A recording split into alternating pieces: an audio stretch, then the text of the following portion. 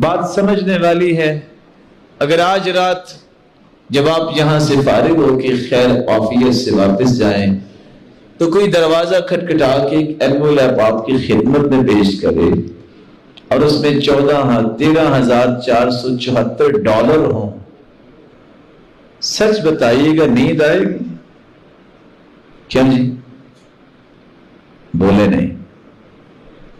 ضرور اس کو پلٹا کے دیکھیں گے، کچھ سیل نمبر نہیں لکھا ہوا، باہر نکل کے کئی دیکھیں گے کدھر گئے، یہ اتنے ڈالر مجھے دے گئے، بندہ کو اس کی خبر ہونی چاہیے۔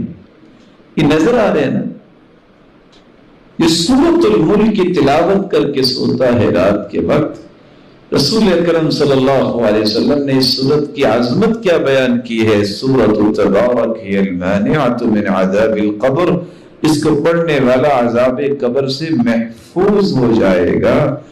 شفاعت لصاحبہا، یہ اپنے پڑھنے والے کی قیامت کو سفارش کرے گی۔ خاصمت عن صاحبہا، یہ ضد کرے گی۔ اور تیسری روایت میں آتا ہے حتی ادخلتہ الجنہ، جب تک پڑھنے والے کو جنت میں داخل نہیں کروا دے گی، سفارت چھوڑے گی نہیں۔